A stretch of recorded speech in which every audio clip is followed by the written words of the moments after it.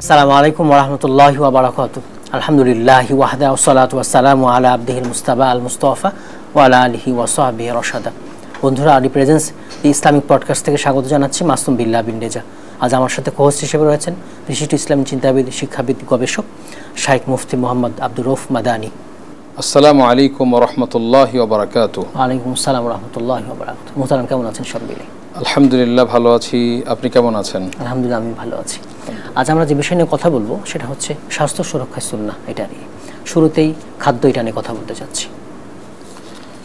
আলহামদুলিল্লাহ ওয়াসসালাতু ওয়াসসালামু আলা রাসূলিল্লাহ, আম্মা বাদ। স্বাস্থ্য সুরক্ষায় সুন্নাহ এই বিষয়টি নিয়ে কথা বলতে গেলে ইসলাম স্বাস্থ্য বিষয়ে বা স্বাস্থ্যের বিষয়ে কোনো গুরুত্ব আরোপ করেছে কিনা বা দিক নির্দেশনা দিয়েছে কিনা সে বিষয়টি একটু আলোচনায় আসা দরকার। অবশ্যই অবশ্যই। সে হিসেবে আমরা শুরুতে একটি হাদিস উল্লেখ করতে চাই, যেখানে প্রতিদিনের পুষ্টির চাহিদা পূরণে পরিপূর্ণ আস্থায় আরডি UHT মিল্ক, ভালোবাসার বিশুদ্ধতায়। স্বাস্থ্যের বিষয়ে ইসলাম অত্যন্ত গুরুত্ব আরোপ করেছে বা উৎসাহিত করেছে। বিশ্বনবী মুহাম্মদুর রাসূলুল্লাহ সাল্লাল্লাহু আলাইহি ওয়াসাল্লাম বলেছেন, মান আসবাহা আমিনান মিনকুম ফি সিরবিহি মুআফান ফি জাসাদিহি ওয়া ইনদাহু কুতু ইয়াউমিহি ফাকান্নামা হিজাত লাহু দুনিয়া বিহাযাফিরিহা। এখানে রাসূলুল্লাহ সাল্লাল্লাহু আলাইহি ওয়াসাল্লাম বলেছেন যে ব্যক্তি সকালবেলা উপনীত হলো, তার পরিবার পরিজন, আত্মীয় স্বজন, পাড়াপড়শির ভেতরে নিরাপদভাবে, কোনো তার ভয় নেই, কোনো শত্রুর বা কোনো দিক থেকে কোনো ভয় নেই। মুআফান ফি জাসাদিহি, এবং সে সুস্থ শরীরটা খুবই সুস্থ, এবং তার কাছে ওই দিনের খাবারটা রয়েছে। রাসূলুল্লাহ সাল্লাল্লাহু আলাইহি ওয়াসাল্লাম বলছেন যে এই ব্যক্তি কেমন, সেজন্য সারা পৃথিবীর রাজা। সুবহানাল্লাহ। এটা ইবনে মাজার হাদিস এবং এটা সহিহ হাদিস। এবং এই স্বাস্থ্য, এটা আল্লাহ প্রদত্ত একটি বড় নিয়ামত। তো এই নিয়ামতের বিষয়ে অধিকাংশ মানুষ ধোঁকায় পড়ে আছে, প্রতারিত হয়ে আছে, উদাসীন আছে। এটাকে যে নিয়ামত হিসেবে ব্যবহার করবে সেটা তাদের অধিকাংশ মানুষের সেটা খেয়াল নেই। রাসূলুল্লাহ সাল্লাল্লাহু আলাইহি ওয়াসাল্লাম বলেছেন যে নি'মাতানি মাগবুনুন ফীহিমা কাসীরুম মিনান নাস। দুইটা নিয়ামতের বিষয়ে অধিকাংশ মানুষ তারা প্রতারিত, ধোঁকায় পড়ে আছে। একটা হচ্ছে আসিহা, সুস্থতা, আর একটা হচ্ছে অবসর। আর এই স্বাস্থ্যটা মূলত প্রত্যেক মানুষের, এটা হচ্ছে মূল। মানে আল্লাহ যখন একজন মানুষকে দুনিয়াতে পাঠান, তাকে দুনিয়াতে অস্তিত্ব দেন, আল্লাহ তাকে সাধারণভাবে, সবাই আমরা সুস্থভাবে আসি, এক্সেপশনাল কিছু হতে পারে, কিন্তু অধিকাংশের ক্ষেত্রে বেশি, আমরা প্রায় বলতে পারি সবগুলি সুস্থ। আর এই সুস্থভাবে আমরা চলতে থাকি। সেজন্য রাসূলুল্লাহ সাল্লাল্লাহু আলাইহি ওয়াসাল্লাম বলেছেন যে ইগতানিম খামসান ক্বাবলা খামসিন, 5টি জিনিসের আগে 5টি জিনিসকে গনিমত হিসেবে তুমি ব্যবহার করো, এটা কাজে লাগাও। এর ভিতরে একটা বলেন কি সিহহাতাকা ক্বাবলা সাকামিক, তুমি অসুস্থ হওয়ার আগে তোমার সুস্থতাটাকে তুমি কাজে লাগাও। তো এই সকল হাদিস, এগুলি কিন্তু সবগুলি প্রমাণ বহন করে আল মুমিনুল কবিয়্যু খায়রুম মিনাল মুমিনিল যায়ীফ। একজন শক্তিশালী মুমিন একজন দুর্বল মুমিনের চাইতে সে আল্লাহর কাছে বেশি প্রিয়। আরও বলা হয়েছে যে লাম ইউতা আহাদুন বাদাল ইমানি খায়রান মিনাল মুআফা, ইমানের পরে কাউকে সুস্থতার চাইতে বড় নিয়ামত দেওয়া হয়নি, এটা হাদিসে এসেছে। সুতরাং সুস্থতার বিষয়ে ইসলাম অনেক গুরুত্ব আরোপ করেছে, এবং এগুলি দ্বারা ইসলাম আমাদেরকে যেটা বোঝাতে চেয়েছে যে সুস্থতা আল্লাহর নিয়ামত, এবং এই নিয়ামতটাকে আমাদের ধরে রাখতে হবে, এবং এটাকে কাজে লাগিয়ে আমাদেরকে আল্লাহর ইবাদত এবং বেশি বেশি ভালো কাজগুলি, দুনিয়া এবং আখিরাতে ভালো কাজগুলি করতে হবে। সুস্থ না থাকলে পারবো না তো করতে। জি, আমি যদি অসুস্থ থাকি আমি কোনো কাজই করতে পারবো না, ভালো করে করতে, আমার সম্পদও আমার কোনো কাজে লাগবে না। এজন্য সুস্থতা এটা সবচেয়ে বড় নিয়ামত। এই সুস্থতা যেহেতু আল্লাহ আমাদেরকে দিয়েছেন, এটা মূল। এই সুস্থতাটা নষ্ট করে অনেকগুলি জিনিস আছে নষ্ট করার পেছনে। আবার সুস্থতা ধরে রাখার জন্য অনেকগুলো বিষয় রয়েছে। তো আমাদের যে বিষয়টি আপনি বললেন যে স্বাস্থ্য ধরে রাখার ক্ষেত্রে খাদ্যের বিষয়ে ইসলামের দিক নির্দেশনাটা কি? আসলে যেটা হাদিসে এসেছে, তিরমিজি, ইবনে মাজাহ হাদিসগুলিতে এসেছে এবং সহিহ হাদিস, সেই হাদিসগুলি থেকে বা সেই হাদিস থেকে বোঝা যায় যে মানুষের বেশিরভাগ রোগ এই খাদ্য কেন্দ্রিক। জি জি, যত বেশি খাবে তত বেশি রোগ। জি, মানে মেডিকেল সায়েন্সও বলছে জি, বেশিরভাগ রোগ ব্যাধিগুলি এই খাদ্য থেকে আসে, খাদ্য সংক্রান্ত। আর এ কারণেই হাদিসে রাসূল সাল্লাল্লাহু আলাইহি ওয়াসাল্লাম বলেছেন যে মা মালা আদামিয়ুন বিআআন শাররাম মিন বাতনিন, মানুষ বা আদম সন্তান, জি আদম সন্তান পৃথিবীতে যত পাত্র ভর্তি করে পাত্র, বিভিন্ন পাত্র পূরণ করে, ভর্তি করে, এর মধ্যে পেটের চাইতে নিকৃষ্ট খারাপ কোনো পাত্র আসে ভরে নাই। মানে এই পেটটা হচ্ছে সবচেয়ে নিকৃষ্ট, যেটা আদম সন্তান ভরে থাকে। এর কারণ হচ্ছে যে আল্লাহু আকবারের পরেই আল্লাহ রাসূল সাল্লাল্লাহু আলাইহি ওয়াসাল্লাম ব্যাখ্যা দিয়েছেন, নিকৃষ্ট হওয়ার কারণটা বলে দিয়েছেন। কারণ আমাদের মানুষরা, আমরা দেখি সে খেতে খেতে অনেকের মানে বেহুশ হয়ে যায়, খেতে খেতে হুশ থাকে না, এই গলা পর্যন্ত খেয়ে ফেলে, অনেকে গলা পর্যন্ত খেয়ে ফেলছে। পরে আবার অনেকে আছে এই খাবারটা খেয়ে এখন বিপাকে পড়ে গেছে, এখানে আবার ওষুধ খেয়ে সেটাকে হজম করানোর চেষ্টা করছে। মানে স্বাভাবিক প্রক্রিয়ায় যে একটা জিনিস হজম হবে সেটা হচ্ছে না, আর এটাতে কিন্তু একটা প্রভাব পড়ে যায়। অবশ্যই। তো এই ক্ষেত্রে এই বেশি খাওয়ার কারণে আজকে আমরা যদি লক্ষ্য করি, অতিরিক্ত চর্বি হচ্ছে, কোলেস্টেরল, অনেক এই আমাদের হার্ট অ্যাটাক, বিভিন্ন ডায়াবেটিস, কোলেস্টেরল ইত্যাদি বিভিন্ন সমস্যাগুলি বেশিরভাগ এই যে এই খাদ্য থেকে। এমনকি যদি একজন ব্যক্তি অতিরিক্ত খাদ্য গ্রহণ করে, সে প্রথম দিকে অসুস্থ না হলেও ধীরে ধীরে তো অসুস্থ হবে, তার স্বাভাবিক কার্যক্রমও কিন্তু ব্যাহত হবে। বেশি খেয়ে সে যখন পড়ার টেবিলে বসবে, তার ঘুম চলে আসবে, মনে হয় যে আমি ঘুমিয়ে যাই, তার শরীরটা অলসতা তার ভেতরে চলে আসবে। সে বেশি খাওয়ার কারণে যে দৌড়াদৌড়ি, ছোটোছুটি, এটাতেও কিন্তু সে পারবে না। বিশেষ করে যাদের কাজকর্মগুলি বসে বসে করতে হয়, কায়িক পরিশ্রমটা কম, রোদ্রে কম যাওয়া হয়, এই লোকগুলি খাদ্য গ্রহণের কারণে বেশিরভাগই তারা নানা রকম সমস্যায় ভুগছে। চর্বি শরীরের ভিতরে আপনার জমে গোটাও হয়ে যাচ্ছে, অনেকের রয়েছে। ভয় প্লাস এই বেশি খাওয়ার, এই দুটো একসাথে হওয়ার কারণে এ বিষয়ে ডাক্তাররা বেশি বলবেন যে অতিরিক্ত খাওয়ার কারণে অনেক ডাক্তাররা কিন্তু এখন প্রেসক্রিপশন করছেন যে আপনারা কম খান, সুস্থ থাকতে গেলে। আমরা সিয়াম করছি, এটা স্বাস্থ্যের জন্য উপকার। জি, কম খান এরকম বলছে। তো এখন এখান থেকে স্পষ্ট হয়ে গেল যে বেশি খাওয়াটা, বেশি পেটটা ভরাটা, এটা নিকৃষ্ট একটা কাজ। তখন কি করতে হবে? আল্লাহ রাসূল সাল্লাল্লাহু আলাইহি ওয়াসাল্লাম বলে দিলেন যে বিহাসবি ইবনি আদামা লুকাইমাতুন ইউকিমনা সুলবাহ, আদম সন্তানের জন্য এটাই যথেষ্ট যে সে কয়েক লোকমা খাদ্য গ্রহণ করবে। লুকাইমাত, কয়েক লোকমা, ছোট ছোট লোকমা, কয়েক লোকমা খাবে, এটা দিয়ে তার মেরুদণ্ডকে সোজা রাখবে, তার পিঠকে সে সোজা রেখে কাজ করবে। ওয়াইন কানা লাবুদ্দা ফাইলান, তবে যদি তাকে বেশি খেতেই হয় তাহলে তিনি ভাগ করে দিয়েছেন। বেশি খেলে মানে স্বাভাবিক খাবার হচ্ছে কম, বেশি যদি খেতেই চায় তাহলে এটা মাথায় রাখবে, একটা মাপ করে নিবে, পরিমাপ। ফাসুলুসুন লিতআমিহি ওয়া সুলুসুন লিশারাবিহি ওয়া সুলুসুন লিনাফাসিহি, এটা ইবনে মাজাহ এবং তিরমিজির হাদিস এবং সহিহ হাদিস। যদি বেশি খেতেই হয় তাহলে সে 3 ভাগ পেটটাকে 3টা ভাগ করে, একটা ভাগ খাদ্যের জন্য রাখবে, একটা ভাগ পানির জন্য রাখবে, একটা ভাগ শ্বাস প্রশ্বাসের জন্য, নিঃশ্বাস নেওয়ার জন্য।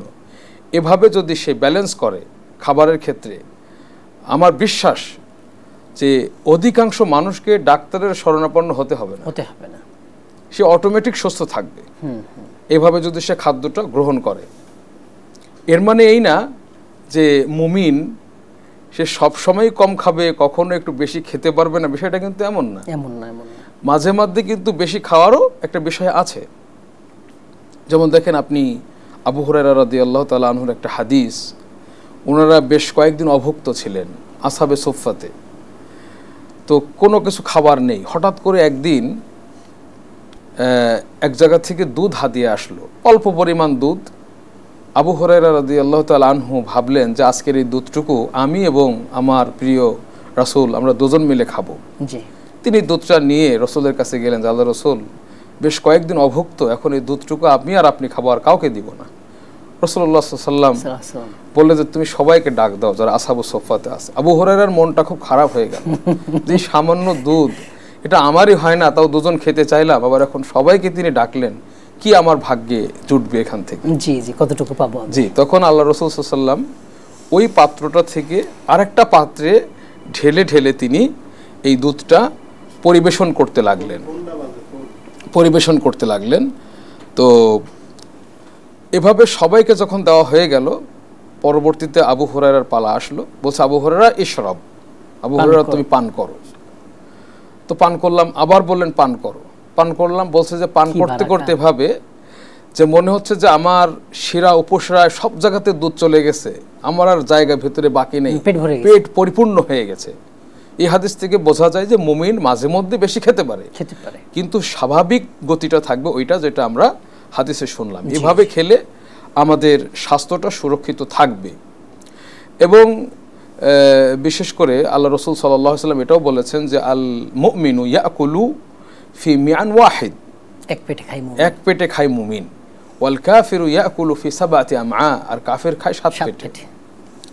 তো আলহামদুলিল্লাহ, আমরা যদি খাদ্যের অভ্যাসটা আমরা চেঞ্জ করতে পারি তাহলে আমাদের সুস্থতা, অবশ্যই আমরা সুস্থ থাকব।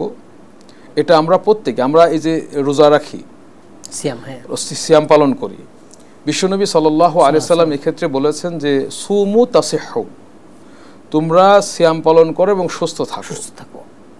আমরা নিজেরা যদি এটা সাক্ষ্য দিতে যাই তো পরিষ্কার, আমরা আলহামদুলিল্লাহ সিয়ামের মাসে আমরা এত প্রাণবন্ত, আমরা বিভিন্ন কাজ করে এত প্রশান্তি পাচ্ছি যেটা অন্য মাসে পায় না। আমাদের সকালের খাবার, নাস্তা, দুপুরে আবার খাওয়া, রাত্রে খাওয়া, এই 3 বেলা খেয়ে মনে আমাদের স্বাভাবিক কার্যক্রম এটা আমরা ঠিকমতো করতে পারি না। এখানে সমস্যা মনে হয়, দেহে এখানে সমস্যা মনে হয়, কিন্তু আলহামদুলিল্লাহ আমরা খাদ্য কম গ্রহণ করার কারণে আমরা অনেক সুস্থতা আমরা অনুভব করি। তো এটা হচ্ছে ইসলামের দিক নির্দেশনা। আমরা একটা সময় রয়েছে, সেই সময়ের পরে যদি আমরা বেশি খাই, যেমন বাচ্চারা তারা খেতে থাকে, তাদের ওখানে কোনো অল্প অল্প করে খেতে থাকে, যে বারবার একটা বয়স থাকে, এই বয়সের উপরে গেলে আমাদের এই প্রথম থেকে করাটাই এটা ভালো। কিন্তু যদি কেউ করতে না, অভ্যাস করাটা না পারলে একটা বয়স যখন চলে আসবে, শরীরে ফ্যাট অতিরিক্ত হয়ে যায় বিভিন্নভাবে, সেক্ষেত্রে আমাদের ইসলামী যে দিক নির্দেশনা আছে এইভাবে চললে ইনশাআল্লাহ আমরা পূর্ণ সুস্থ থাকতে পারবো ইনশাআল্লাহ। এ বিষয়ে, খাদ্যের বিষয়ে রাসূলুল্লাহ সাল্লাল্লাহু আলাইহি ওয়াসাল্লাম থেকে যেটা পাওয়া যায়, তিনি 3টা আঙ্গুল দিয়ে খেতেন। 3টা আঙ্গুল দিয়ে খেতেন, অনেকে চামচ দিয়ে কিন্তু খায়। জি।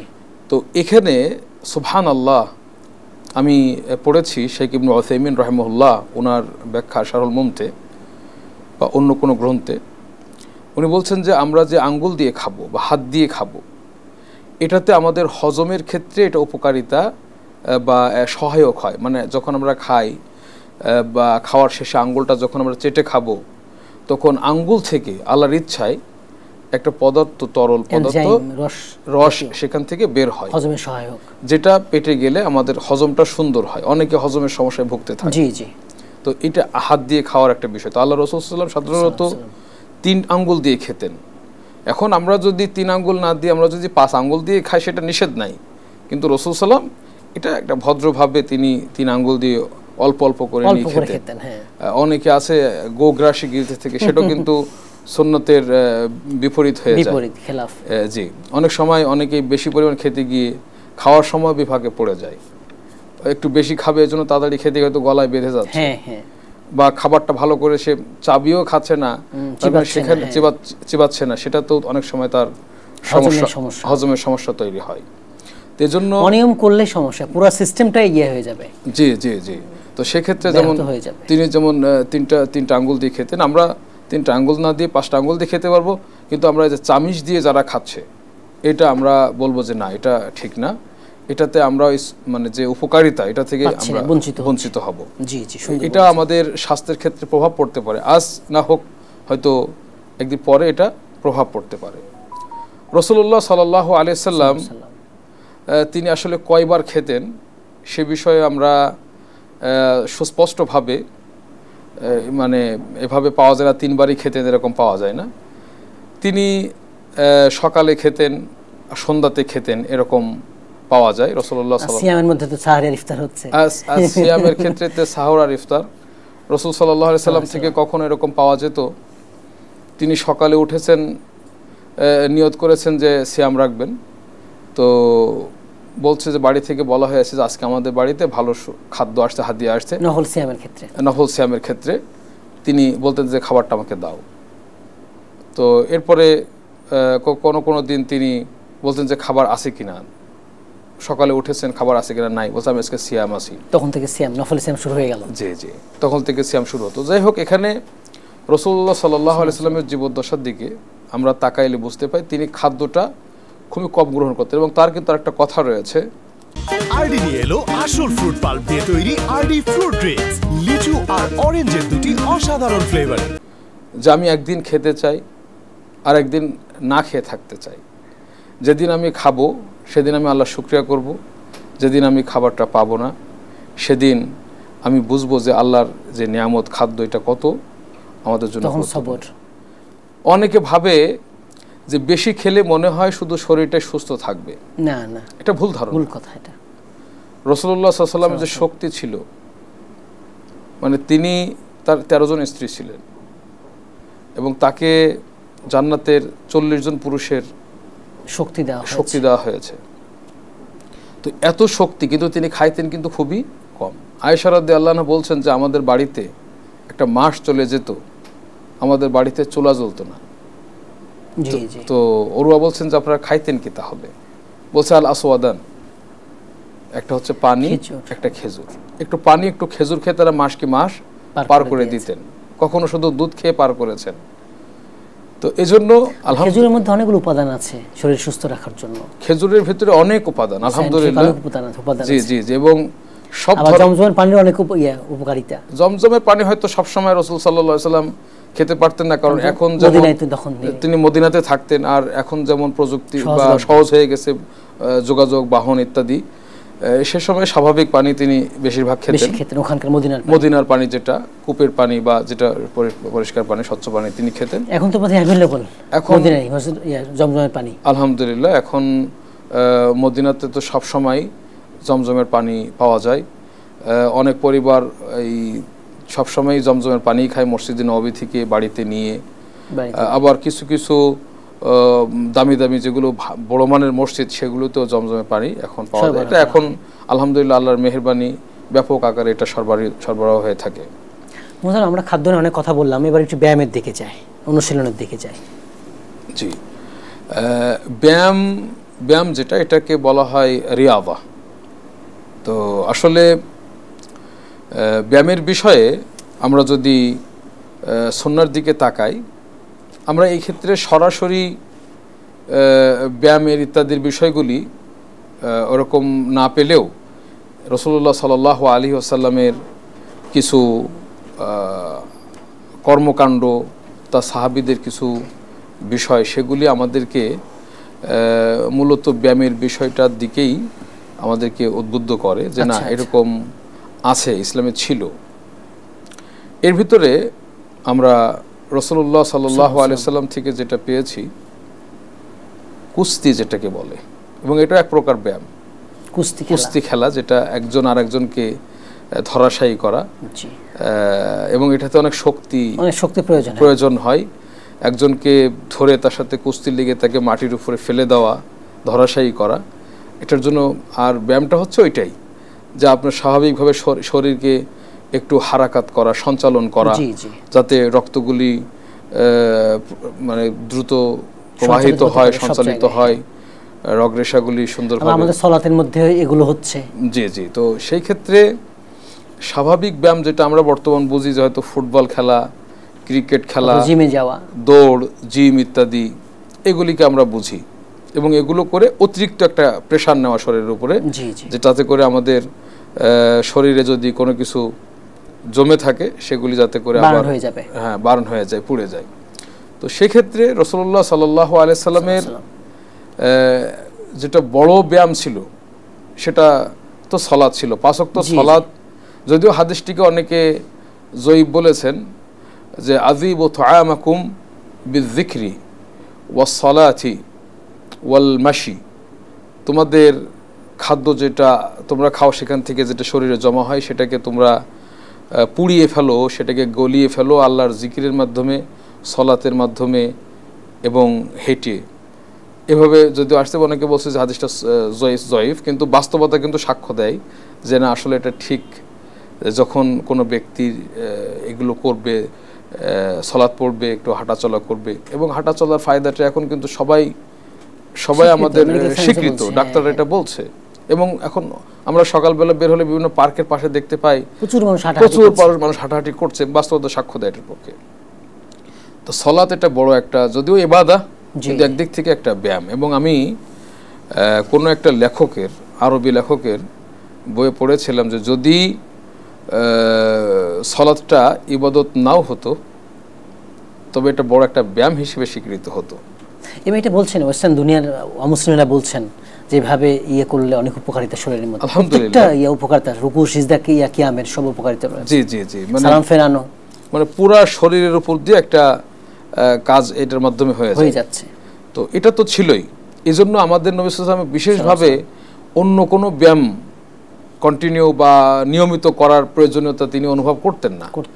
সঠিকভাবে সালাত পড়া, দীর্ঘক্ষণ দাঁড়িয়ে সালাত পড়া, রাতের মধ্যে, রাত্রে রাসূল সাল্লাল্লাহু আলাইহি ওয়াসাল্লাম দাঁড়িয়ে দাঁড়িয়ে সালাত পড়তে পড়তে পা ফুলে যেত, তিনি সাজদা করতেন, উঠবেন বলে মনে হতো না, রুকু করতেন, দীর্ঘক্ষণ রুকু করতেন, সেম টাইমটা করে।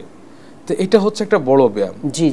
তিনি যদি প্রতিদিন রাত্রিভাবে করেন, বিশেষ করে শেষ রাত্রিতে, এটা একজন মানুষের শরীরে যে কত শক্তি নিয়ে এসে দিবে সেটা এটা কল্পনার বাহিরে। এজন্য হাদিসে এসেছে যে তোমরা রাত্রিতে কিয়ামুল লাইল করো, এটা দাবুস সালেহিন, এবং এইটা তোমাদের সুস্থতা দিবে। জি জি, এটা হাদিস, সহিহ ফিকহুস সুন্নাতে হাদিসটা এসেছে এবং এটা সহিহ হাদিস। তো এটা একটা ব্যায়াম। তো যদি কোনো ব্যক্তি এভাবে নিয়মিত করে, সে আবার যারা কায়িক পরিশ্রম করে, ওটা ব্যায়াম হয়ে যায়, ওটা তো আছেই। রাসূল সাল্লাল্লাহু আলাইহি দিক নির্দেশনা সুন্নাহর আলোকে যদি আমরা আরেকটা খুঁজি, আমরা দেখি যে তিনি রুকানার সাথে কুস্তি করেছিলেন। রুকানা সে কাফের ছিল, তো তাকে কেউ পরাভূত করতে পারতো না, এত শক্তিশালী ছিল। তো রাসূলুল্লাহ সাল্লাল্লাহু আলাইহি ওয়াসাল্লাম তার সাথে কুস্তি করলেন, কুস্তি করে তাকে পরাভূত করে দিলেন। তো এখান থেকেও কিন্তু যদি আমরা এই ব্যায়ামটাও আমরা করতে চাই, যে হয়তো দুইজন বন্ধু ইত্যাদি, কে কাকে, আমরা এটা দেখেছি কুস্তি খেলা, আমরা ছোটবেলা দেখেছি যখন আমরা ছোট ছিলাম, বা আরো অনেকেই এখনো করে থাকে।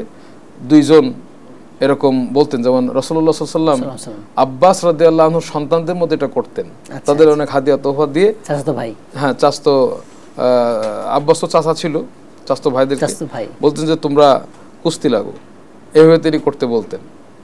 তো রাসূল সাল্লাল্লাহু থেকে এটা আছে, তিনি এই কুস্তিতে লাগাতেন, যে বিজয়ী হতো তাকে হাদিয়া দিতেন, এভাবে রয়েছে।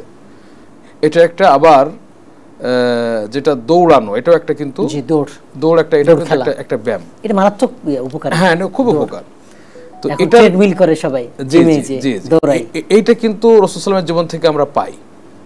রাসূলুল্লাহ সাল্লাল্লাহু আলাইহি সাল্লাম উনি তার সহধর্মিণী প্রিয়তমা স্ত্রী আয়েশা সিদ্দিকা রাদিয়াল্লাহু আনহা, একবার আয়েশা রাদিয়াল্লাহু আনহাকে বললেন যে, আগে সাহাবীদের সাথে একসাথে একটা সফরে গিয়েছিলেন, আয়েশা বলছে যে একটা সফরে আমরা ছিলাম, তো রাসূলুল্লাহ সাল্লাল্লাহু আলাইহি ওয়াসাল্লাম সাহাবীদেরকে বললেন তোমরা একটু আগে চলে যাও।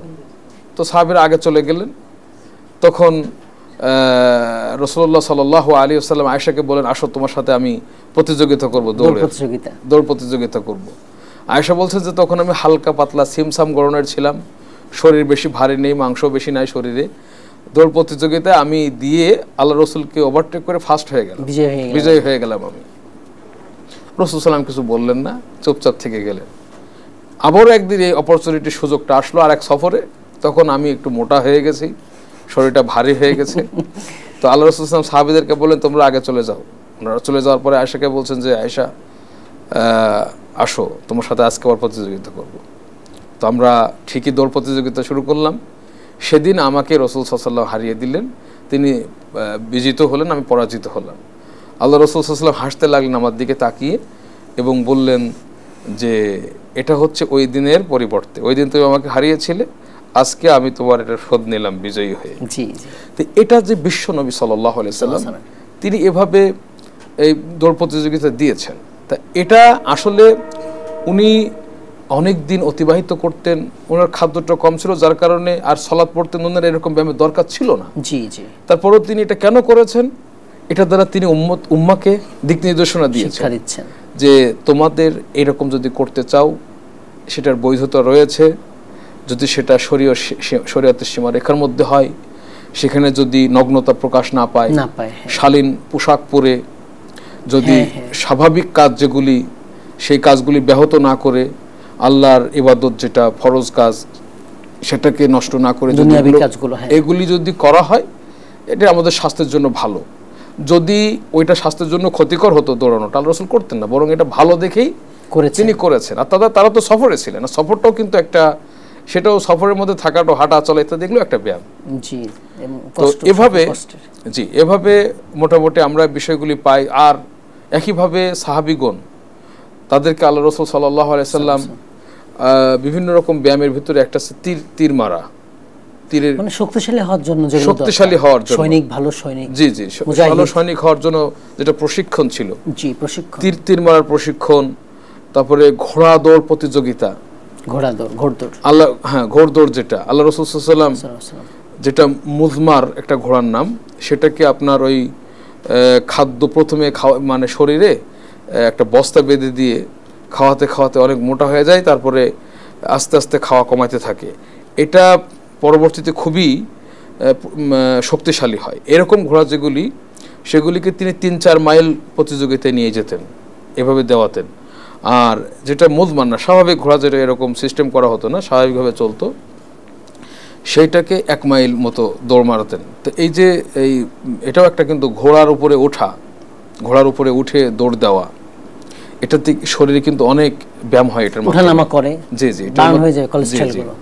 মদিনা ইউনিভার্সিটিতে যখন ছিলাম, আমার সম্ভবত উজবেকিস্তান অথবা তাজিকিস্তান, দুই দেশের কোনো এক দেশের হবে, তো মাশাআল্লাহ তাদের ছাত্র বন্ধু খুব, তাদের শরীর টাইট ফিট থাকতো, এরকম দেখে মনে হতো, তো শক্তিশালী মনে হতো খুব। তারপর বলতো তোমরা কি খাও? বলছে যে আমরা ঘোড়ায় চড়ি। আচ্ছা, এই ঘোড়ায় চড়ার কারণে আমাদের ভেতরে অনেক শক্তি সঞ্চার হয়। আচ্ছা আচ্ছা। তো আল্লাহ রাসূল সাল্লাল্লাহু আলাইহি ওয়াসাল্লাম ঘোড়ার দৌড় প্রতিযোগিতার মাধ্যমে তিনি এই ব্যায়ামের বিষয় যেটা এটা ছিল। ঘুমের ক্ষেত্রে আমরা সুন্নাহ কিভাবে করতে পারি? আচ্ছা, ঘুমের বিষয় যেটা, স্বাস্থ্য সুরক্ষায় ঘুমেরও কিন্তু একটা প্রভাব আছে, বড় ধরনের প্রভাব রয়েছে। কারণ আল্লাহ সুবহানাহু ওয়া তাআলা এই ঘুমটা সম্পর্কে বলছেন যে ওয়া জাআলনা নাওমাকুম সুবাতা, ওয়া জাআলনা নাওমাকুম সুবাতা, আমরা করে দিয়েছি তোমাদের ঘুমটাকে তোমাদের জন্য সুবাত। এর অর্থ অনেকে বলেছেন যে রাহা লিআবদানিকুম, তোমাদের শরীরের জন্য প্রশান্তি স্বরূপ, জি জি তোমাদের শরীরের জন্য একটা আরামের জন্য, এটা পরিষ্কার স্পষ্টভাবে আল্লাহ কোরআনে বলেছেন। তো এজন্য আমরা যদি আর কোনো দিকে না যাই, এটাই আমাদের জন্য যথেষ্ট যে আমাদের সুস্থ থাকার জন্য, আমাদের শারীরিক আরামের জন্য এই ঘুমের কিন্তু খুবই প্রয়োজন। জি জি। এবং এই ক্ষেত্রে আমরা যদি লক্ষ্য করি, রাসূল সাল্লামের বিষয়টা আমি বলছি, তার আগে এক সাহাবীর ঘটনা, আবু দারদা রাদিয়াল্লাহু আনহু, ওনার সাথে সখ্যতা ছিল, বন্ধুত্ব ছিল সালমান আল ফারিসি রাদিয়াল্লাহু আনহু। তো সালমান আল ফারিসি বেড়াতে এসেছেন আপনার আবু দারদার বাড়িতে। তো আবু দারদা রাদিয়াল্লাহু আনহু উনি খুবই পরকালমুখী ছিলেন, দুনিয়া ওনার কাছে কোনো মূল্যহীন ছিল, অতটা তিনি গুরুত্ব দিতেন না দুনিয়াতে। এমনকি যে আমাদের স্ত্রীদের প্রতি অনেক ভালোবাসা ইত্যাদি তার ছিল, কিন্তু স্ত্রী সম্ভোগের বিষয় থেকে অনেকটা তিনি উদাসীন থাকতেন। আচ্ছা, কিভাবে রাত্রি জাগরণ করে তিনি ইবাদত করবে সেই নেশাতেই তিনি বেশি বিভোর ছিলেন। তো বাড়িতে এসে প্রথমে, তখন পর্দার বিধানটা কেউ কেউ ব্যাখ্যায় বলেছেন যে অতটা তখন পর্দার বিধান এভাবে নাজিল হয় নাই। উনি এসে দেখলেন যে আবু দারদার স্ত্রী তিনি একটু উস্কো খুস্কো মতো আছে, মানে সাজসজ্জাভাবে নাই। তো বলছে যে আপনার এই অবস্থা কেন? বলছে আপনার ভাইয়ের আমার প্রয়োজন নাই, একটা শুনলেন। তো ঠিক আছে, রাত্রিতে খাওয়া দাওয়া করে ঘুমালেন। কিছুটা রাত না যেতেই শুরু রাত্রেই উনি দেখলেন যে আবু দারদা উঠে যাচ্ছে। কোথায় যান? সালাত পড়ব।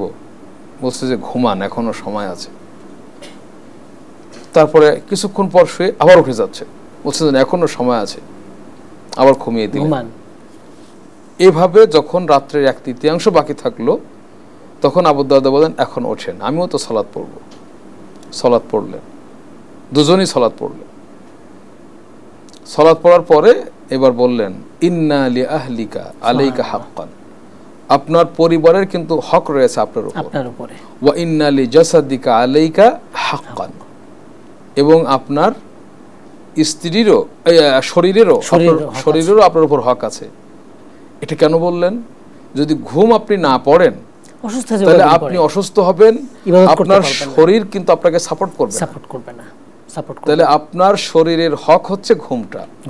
এই জন্য শরীর সুস্থ রাখার জন্য ঘুম এটা খুবই প্রয়োজন।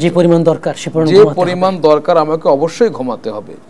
এবং সাধারণত রাসূলুল্লাহ সাল্লাল্লাহু আলাইহি সাল্লাম 8 ঘন্টা ঘুমাতেন, 4 ঘন্টা বা রাত্রেই বেশি ঘুমাতেন, দিনে কম। রাসূল সাল্লাল্লাহু আলাইহি ওয়াসাল্লাম ঘুমিয়ে যেতেন, তাহাজ্জুদে উঠে যেতেন। আল্লাহ রাসূল সাল্লাল্লাহু আলাইহি সাল্লাম তিনি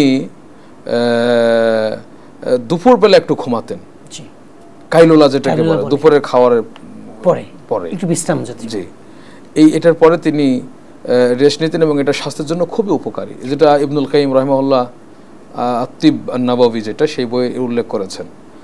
আর রাসূলুল্লাহ সাল্লাল্লাহু আলাইহি সাল্লাম যেহেতু এই ঘুমটা স্বাস্থ্যের জন্য খুবই উপকারী, এই ক্ষেত্রে তিনি এই সুযোগটা গ্রহণে তিনি অলসতা করতেন না।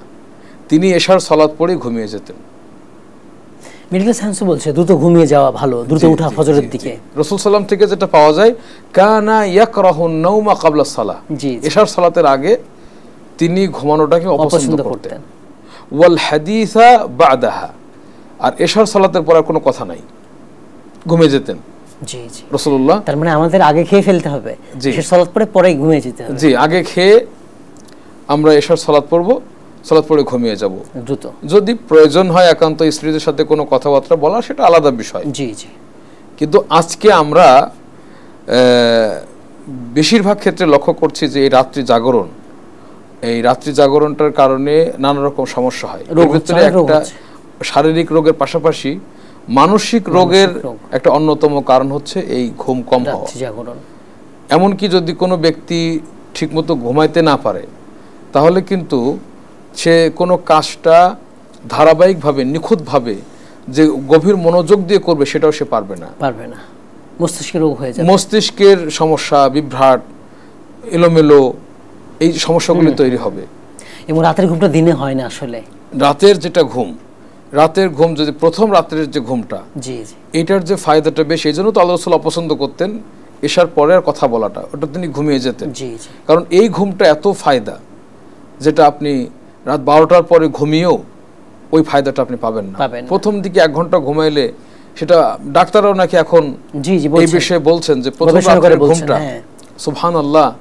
এবং এজন্যই আল্লাহ সুবহানাহু ওয়া তাআলা এই সিস্টেমটা করে দিয়েছেন যে তাহাজ্জুদ কিন্তু শুরু রাত্রে পড়তে বলেননি, শুরু রাত্রে ঘুমাতে হবে, শেষ রাত্রের 1/3 যখন বাকি থাকবে, 3/1 ভাগ, তখন উঠতে বলেছেন। কারণ যিনি আমাদের সৃষ্টিকর্তা, আমাদের শরীর সম্পর্কে তিনি জানেন, আমাদের মন মস্তিষ্ক সম্পর্কে তিনি জানেন। আমরা যদি শুরু রাত্রে ঘুমিয়ে নেই, আমাদের শেষ রাত্রে উঠলে সেটা স্বাস্থ্যের জন্য ভালো হবে। এই জন্য আমাদেরকে শেষ রাত্রে উঠতে বলা হয়েছে।